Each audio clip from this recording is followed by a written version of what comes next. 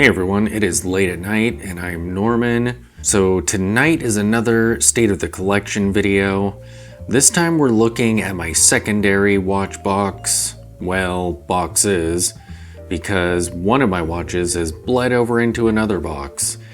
And there's a lot of them, so I thought I would just dive right into it. So let us begin.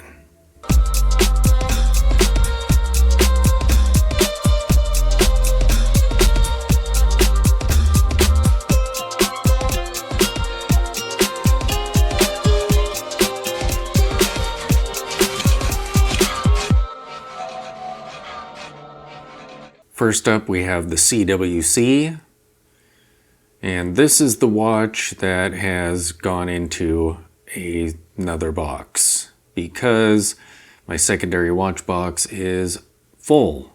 Yeah, this piece is super cool. I just recently re-reviewed it and did a time lapse of its lume, which was the primary reason for doing that updated review. But yeah, I've always loved this piece ever since I laid eyes on it in person. And it's pretty cool that it has fixed spring bars. It limits you, but it makes it even more of a tank. This is actually the GS, so it's the G10 Sapphire with added water resistance, a screwed down crown, and sapphire crystal, of course. Such a great watch. And it turns out I wasn't that far off when I first got it and mentioned a 10-year battery life. Apparently the battery in this does last somewhere around there. Like 8 years, I think. 8 to 10. That is pretty cool. Next up we have the Certina, the vintage Certina. And I'm just kind of going through the box from back to front. They're in no particular order. I owned a contemporary Certina quite a while ago, and I'm actually going to feature that in a future video. I'm pretty excited about this one, so keep your eyes open for that. You'll know it when you see it, but this is a gorgeous vintage piece. It reminds me of an old car's wheel, as I've mentioned in other videos I've done on this. I tracked this down on eBay. It just kind of showed up in one of my searches. And I love the silver ring around the edge of it, kind of pull router touch there. So I picked it up. I don't think it was terribly expensive. A few hundred. But yeah, great design, gorgeous vintage piece. I have it on a shell Cordovan, and check out the buckle that I put on it. I think I found this on Etsy and it just looks so cool. I had to get it. And I think this is a 2-part case back that you sometimes see with the vintage Russian watches. Not 100% certain though. Yep, gorgeous. Next we have the Antarctic, still on its bracelet. I like the way this bracelet changes the whole look of the watch. It's crazy. Kind of like when you take an Explorer off of a bracelet and put a strap on it. Those watches look like completely different animals. I love this piece. It is so vintage in size and aesthetic, but it is contemporary with the sapphire crystal, hand-wound movement. And that case back is brilliant. Even after the F77 Ace issues that I had, I still am a fan of Nivada. Their designs are amazing. This piece is just great. Next up we have the Anar. I love their logo. Saturn is my favorite planet, and it's really cool seeing that on your dial. I think this piece came from India, found it on eBay, and I lucked out because it seems to be running great. At some point I will have to service it. Just like all of my vintage pieces, I have a long service list. So hopefully in the next few months, I will prioritize a couple of watches and get those sent off to Barrow Jewelers. But yeah, the aesthetics of this watch are great. And it's a little bit tooly. We have some brushing on the sides. I'm pretty sure this was considered a sports watch when it came out, but kind of an everyday wear type of watch. Yeah, this watch is great. And I actually have it on an alligator strap. A Seiko strap. And the case back is cool. And there's the Silver Wave. So, most of these watches are eBay finds. eBay is kind of my social media. I'll just peruse through all my saved searches and see what's out there. I love that it has kanji for the day, part of the day date.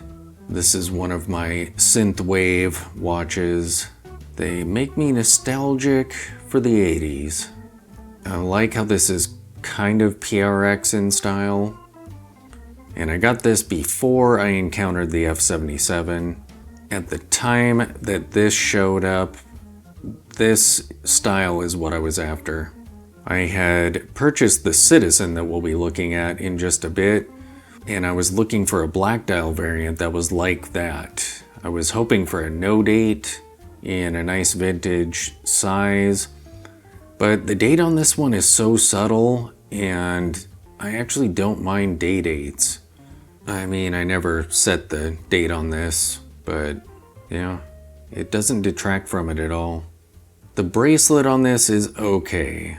I mean, the clasp is pretty wide, so it kind of shoves this out, but not too bad. The Citizen's bracelet is much better. It's more of a strap on that one, but we'll look at that in a few minutes. But yeah, this one's great.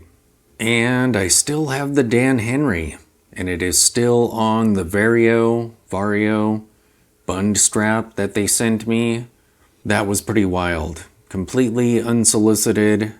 They sent me a couple bund straps after I did a video on a different one that I owned. And yeah, these straps are just so rugged and tough.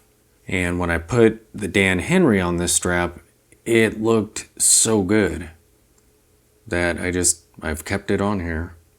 And I do wear it every now and then. I bought this watch sitting at an airport on my way back home from vacation. It ended up showing up on eBay. And at that time I was kind of tripping on the Moonwatch. And I was hoping this would kind of have a sort of similar aesthetic. It doesn't, and it appeared a lot larger than I thought it would be. But like I said, on this bund strap, it just absolutely elevates this watch. Prior to putting it on this strap, I was just about to sell the watch, but not anymore.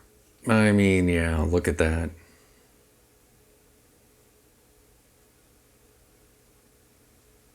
Yeah, it just looks so cool. And speaking of Moonwatch, I have my Pagani design Moonwatch homage. This is actually the second one that I've owned. I inadvertently purchased the one that had silver indices and hands, and it just didn't quite look right. So I ended up picking up this one. And yeah, it's a pretty great homage. It has the look. And it looks great on this strap. The buckle looks a little tiny for the strap, but it sort of is micro adjusted for my wrist. The length of the tang and the buckle itself are perfect, so that's why this buckle is on there. There's my A17. And for a while, this was in my top watch box.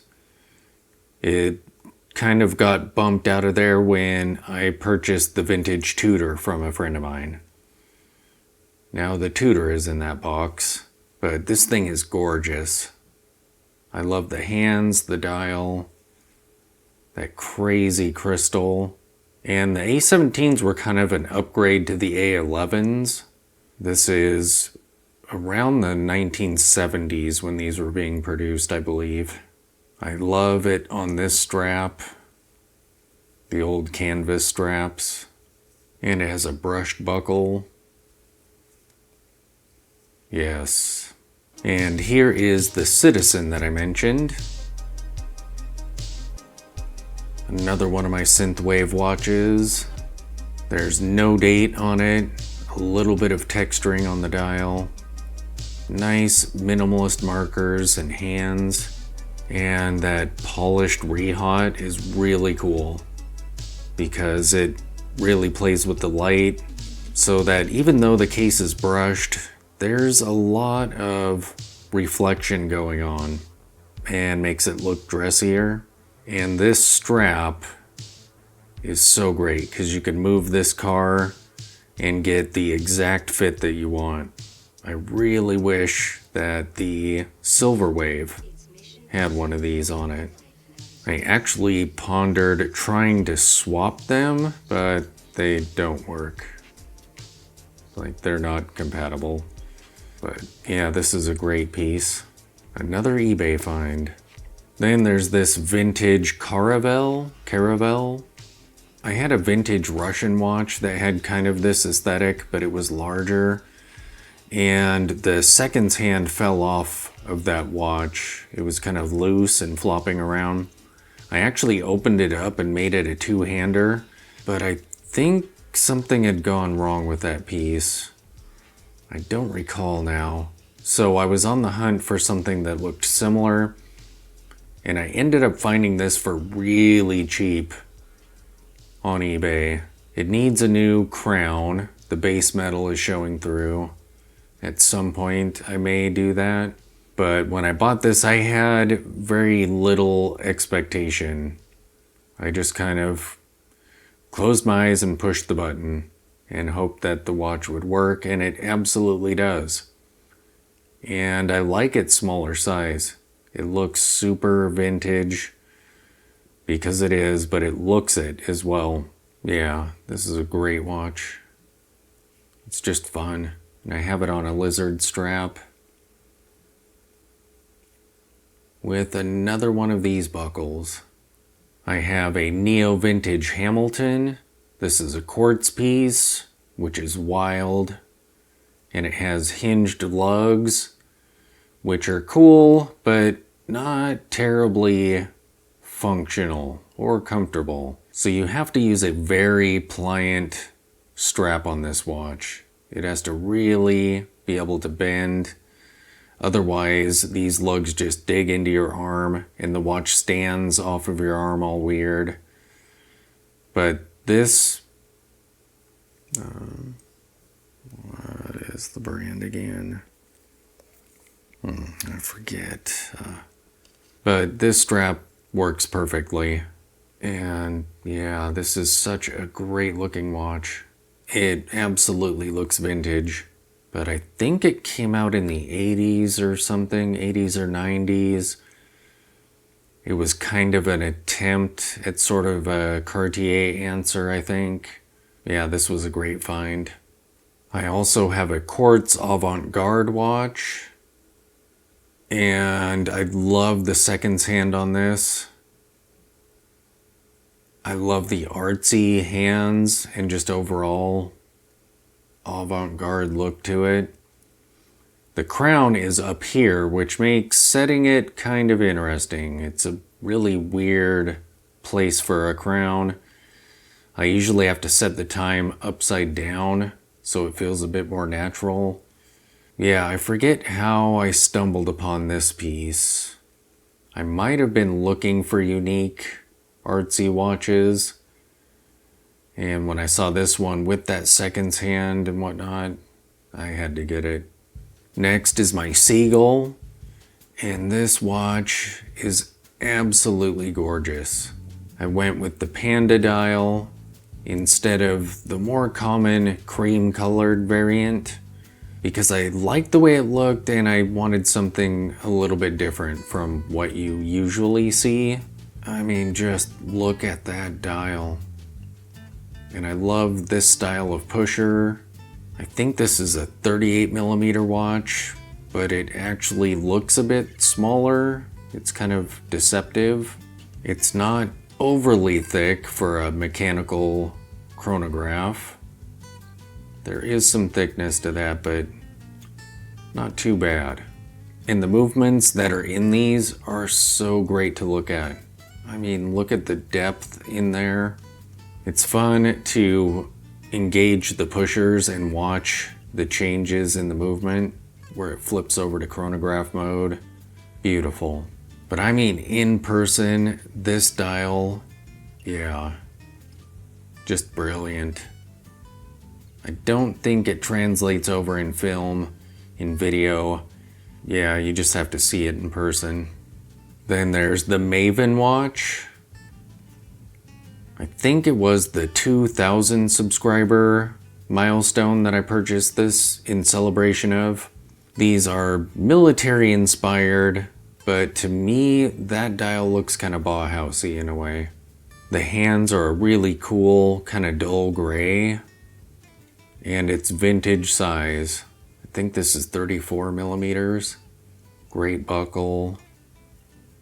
This is such a cool watch. And I still have the Serica. I've pondered selling this a few times, but every time I look at it, I just can't bring myself to do it. Even though I very rarely wear this piece, it is so absolutely brilliant. Just an amazingly gorgeous dive watch.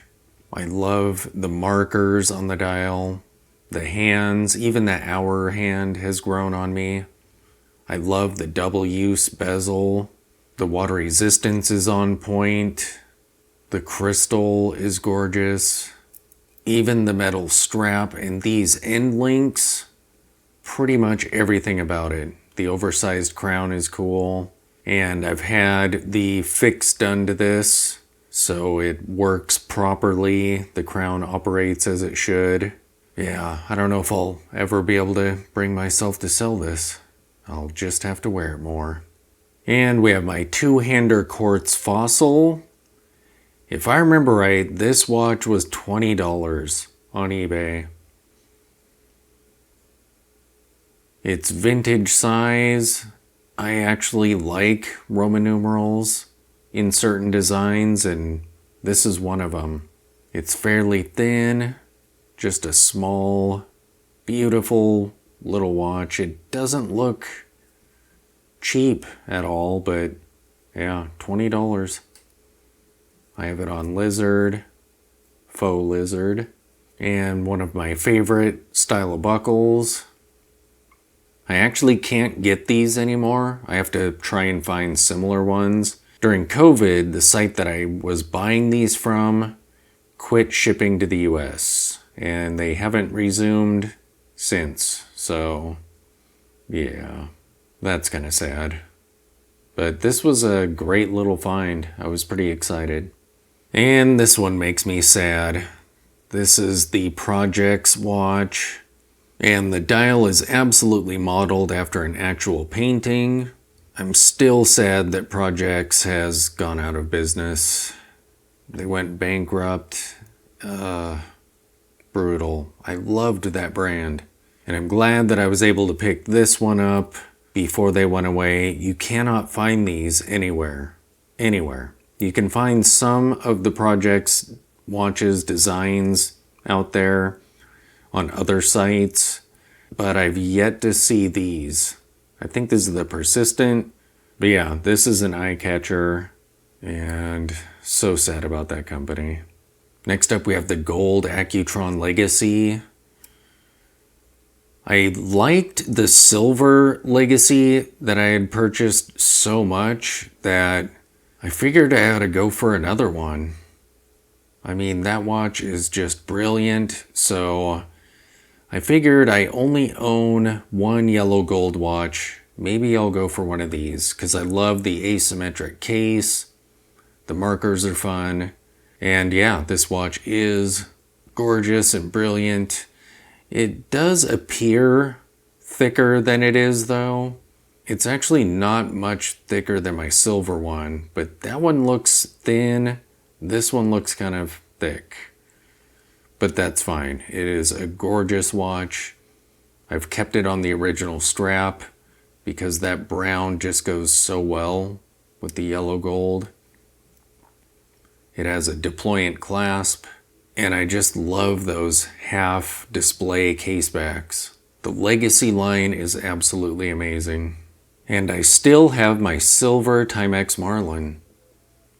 This has been with me for a while, and it is also a contemporary watch that is 100% vintage style. I love that. They absolutely nailed vintage with this one. I believe the movement in these isn't great, but they just look 100% vintage. And they have acrylic crystals. They're fairly affordable. At least when I got this one and the black one that I used to own, they were right around $100. This is also on faux lizard. Apparently I have a thing for lizard straps. Some of you may have realized that this watch was missing in my gift watch video that I did. It is not missing. I actually wore it recently and put it in this box.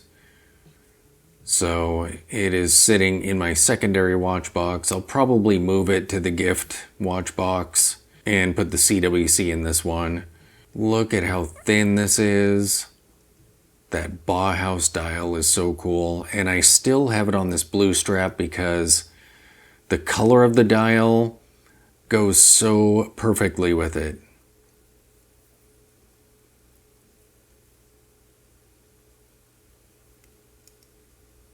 It's a quick release strap. I just can't believe how thin this watch is. It's minimal, it's a two-hander, it's a hand-wound watch. I'll probably get it serviced at some point. I think this will be higher up in my list of servicings. When you wind it, it doesn't feel quite healthy, but it seems to be running well, so it would be good to have peace of mind about it though, knowing that the movement's in good shape. Ah yes, the Max Bill. I love this watch. And I don't recall what was happening when I purchased this, but it has good vibes. Like memories I can't quite put my finger on right around the time that I bought this. Such an amazing design. That crystal. This is the sapphire crystal that you can have installed. So when I bought the watch, I paid extra to have that crystal put on. Just because I have a bunch of vintage watches with acrylic crystals, I wanted something tougher on this piece at the time.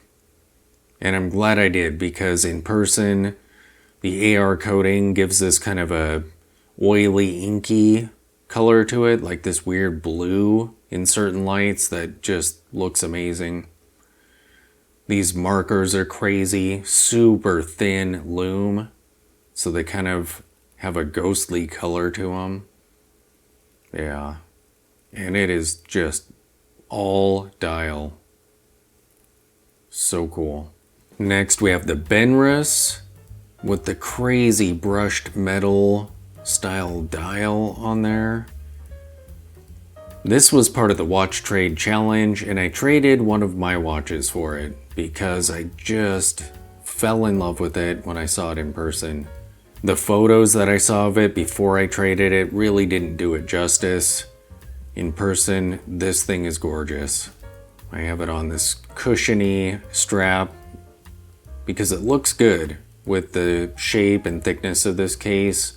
I think I had it on a thinner strap and it just didn't look quite right. This one's great.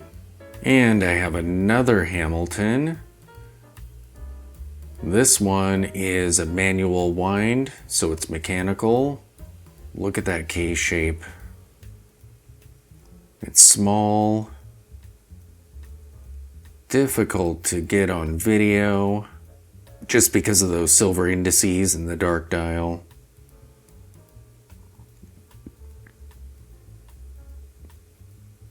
And yes, this is another eBay find. Just a gorgeous watch. I have this crazy buckle on this strap. Alligator grain, which looks great with the aesthetic of this watch. Just trying to get a good shot of that dial, and it doesn't want to be filmed. That's not too bad there. Yeah, this is a gorgeous, brilliant piece. The Zodiac Olympos mystery dial. This has to be one of the coolest case designs I think I've ever seen. That is just wild. And look at it from the back.